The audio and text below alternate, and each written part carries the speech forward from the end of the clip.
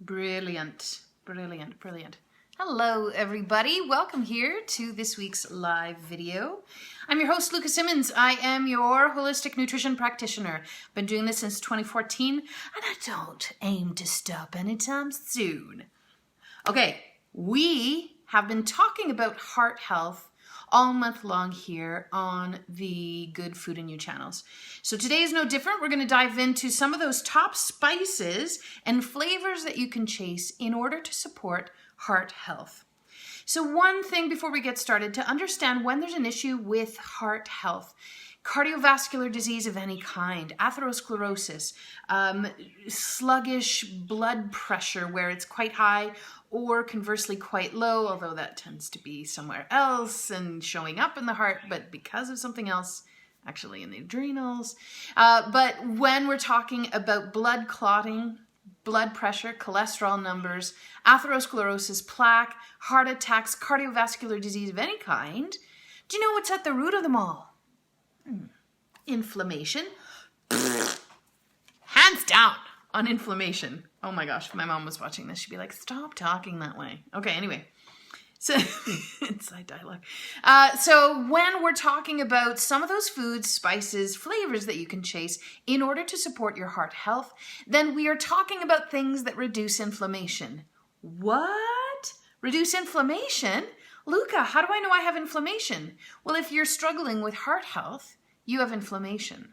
And of course, so many other things. I always talk about inflammation. My work is actually in empowering you to do what you can in your own kitchen and within your four walls of your house to reduce inflammation. Everything I do is inflammation. And it shows up differently in different people. This month, we're focusing on how it shows up in the heart. So how do you know if you have inflammation? Do you have heart issues? Do you have a family history of heart issues? Then you should probably start working at reducing inflammation and nourishing your heart. Good idea. How do I do that, Luca? Well, first you check in with your medical team. Always, always, always. First point needs to be check in with your medical team. Heart stuff is not something that you want to see if you can switch around with diet. You actually need to get your medical team on board first. Once that is done and you're now looking to see how nutrition and sound food ideas can support you, let's talk about those. Oh, hi, Debbie. So in order to support heart health, we need to help protect the heart. We need to also look to those foods that are going to reduce the inflammatory load in the body. We need to protect against that free radical damage, which is actually the end result of inflammation. We also need to reach for antioxidants specifically. So here's the really super cool thing about antioxidants. Antioxidants are chemical compounds. Hi, Kate. Antioxidants are chemical compounds that are found in food.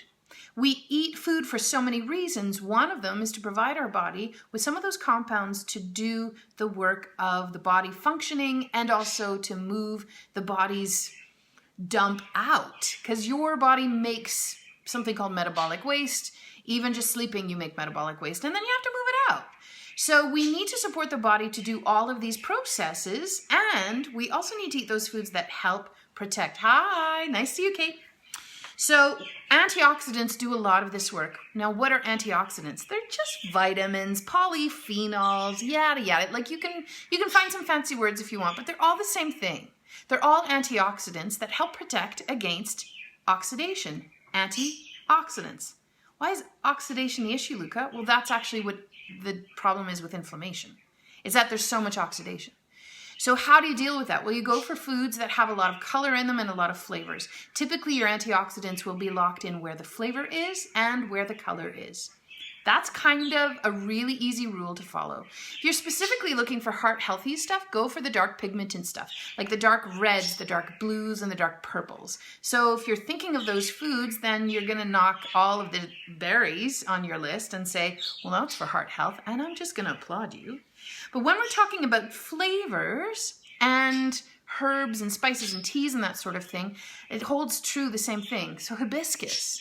Think of rose hips. They're really lovely dark color. So those types of things that you could have, rose petals, as part of a daily cup of tea or working them into an elixir would be of benefit. Now, specifically for heart health, those dark pigments, you can also look to things like red beet powder or goji berries. If you're steeping some sort of tea, toss in some goji berries. That's a kind of added benefit to your heart.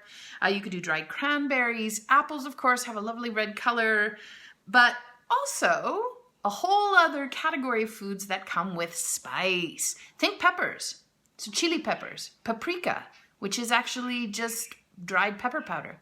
When you're looking to these spicy flavors, the peppers and the chilies and that entire pepper family, there's such great stuff in them. So first of all, they fit under the, dark colors, darkly pigmented things and lots of flavor. Check mark. Must be good for my heart.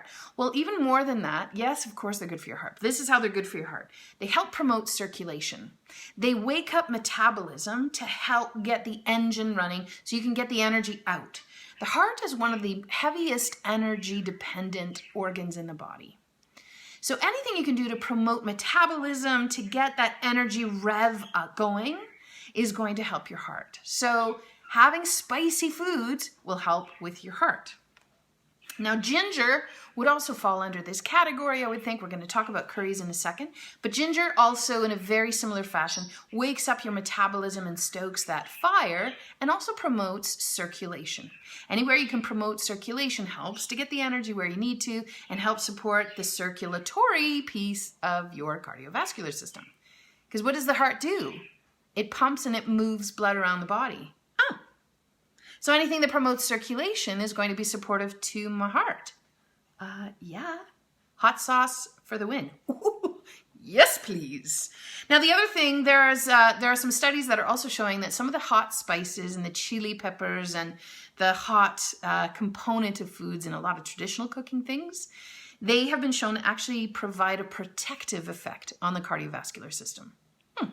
So what is the first order of business? Eat some darkly pigmented foods, including teas and spices. What's the second order of business? Make things spicy. Oh, I can do that. That's easy. Yeah, it totally is easy. See, chasing flavor. You're never going to go wrong by chasing flavor. Now, other spices I wanted to focus on, we're doing more than the top 3 today.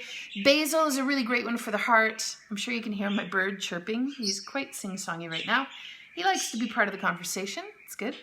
He loves basil, maybe that's why. But basil, specifically when it comes to the heart, hi Sana, when it comes to the heart, we're talking super supportive. Basil has been shown to help reduce blood pressure. So of course, high blood pressure is one of those markers they look for cardiovascular health. Well, how do you bring that down? Well, you eat foods like basil.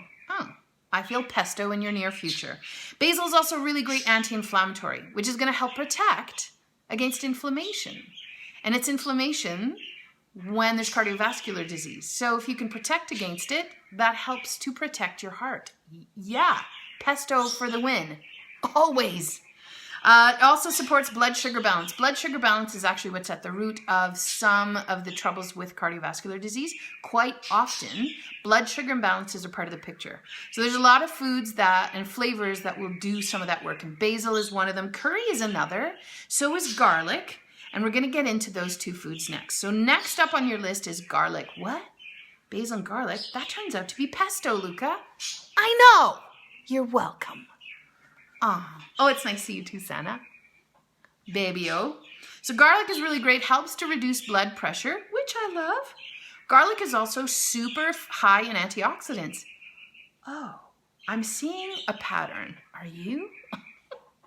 Now, garlic is also super full of something called sulfur compounds, and sulfur compounds are a little trickier to find in some foods. Dr. Terry Walls, who's behind the Walls Diet, I love her. She's a medical doctor in the States, does wonderful work to support nutrition and reducing autoimmune conditions.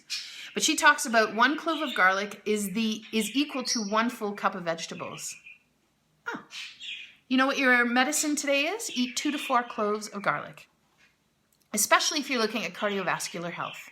2 to 4 cloves a day is where you need those. That's the amount you should be aiming for that protective effect on the heart.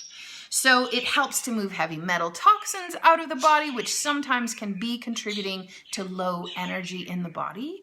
Oh. It can also help to, it's super high in antioxidants, also helps improve your cholesterol numbers. So garlic is it hits all of the pieces in the same breath. So it doesn't matter what kind of heart conditions or heart troubles you're working through, garlic is going to be your ally. Now, curry powder I love. It's going to be our last one. Curry powder is great to help balance those cholesterol numbers as well. But it's in the synergy of the ingredients, and it's how they work together that you get those benefits. There's a reason it's part of a traditional culture where there was an innate wisdom in bringing flavors together. Now, curry is it varies region to region, but there are a lot of common things. There's, of course, typically turmeric in there. Some put curry leaves. Pepper is part of the picture, cumin, coriander. You can have a bunch of different kinds of flavors that make up part of the flavor profile here. Hot pepper sometimes. So curry, in general, all of the mixes have a synergistic way of working together to reduce inflammation in the body. In fact, turmeric, we all know, is an anti-inflammatory. Do you know when you couple turmeric with fat and a pepper, you now make turmeric 10,000 times more anti-inflammatory in the liver. Has to do with one of the pathways of the liver and how it processes turmeric. But when you throw pepper and fat into the mix in the same meal, now you are reducing inflammation. What? Who does that traditionally in cooking? Indian food. What? Curries, you always had some type of fat. It was usually ghee, coconut oil, depends which region of India. And your curry powder has turmeric and pepper and a bunch of other stuff. What? Yeah, Indian food for the win, friends. Not like you need my permission to eat Indian food, right? Like everybody should. But the whole idea behind curry powder, so many benefits to it. It really is a brilliant ally in helping to balance your cholesterol numbers. Curry powder is anti-inflammatory, as I was saying. And then we've got curry that helps to boost blood flow. Well, again, anything that has to do with blood flow is supporting the circulatory nature of your cardiovascular system. That's what it does. It pushes blood around. Curry powder helps that. Oh. Okay, sign me up. It also helps boost blood flow and improves blood vessel function. Well, the blood vessel function is what's impacted when there's high blood pressure. The blood vessel function is what's impacted when there's something called atherosclerosis or plaques. Or when they're talking about you're losing the blood flow in your veins. Well, part of what's being impacted there are the blood vessels themselves. Well, curry powder helps protect them. I think you should have curry once or twice a week, maybe. Oh, what a brilliant idea. Yes, please. And curry also helps to lower blood sugar levels too. What? Guys, real food. You can get super caught up in what kinds of foods, and this week I need to include these foods, but I'm going to tell you what the secret is. Why don't you eat real food? Make sure the fats you're using are pretty top notch. Go for flavor and chase flavor when and where you can and have diversity. That is the single best piece of advice that is going to fit the bill for everybody, regardless of what kind of health conditions you've got underway. It doesn't matter. Reaching for real food and chasing flavor is always going to serve you well. Now, I highlighted some things. I wanted to give you one last little piece. If you are going for the dried spices, I'm going to encourage you, if you're really doing these choices, you're putting these choices in place in order to support heart health, I'm going to encourage you to take it one step further. This is how you upgrade, as Malcolm would say at the Light Cellar.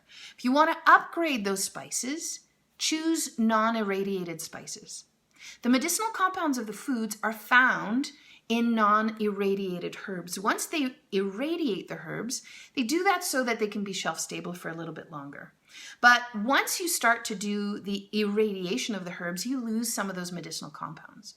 So choose non-irradiated versions of these spices. Now, if you're in Calgary, you're going to find non-irradiated spices at your favorite local health food store. Of course, the Light Cellar carries them. But start to do some digging around in your neck of the woods. See what you can find. Make sure it says non-irradiated. Go for dark colors, a good kick of spice, garlic and curry and basil, and you should be good to go. Thank you for tuning in. Share this with somebody you think would need some benefits to heart health foods. And then let's get in touch if you need some help to feel better. That's what I do. I work one-on-one with clients, and I'd love nothing more than to work with you to make you feel real good. Thanks for tuning in, everybody. Salut! À bientôt!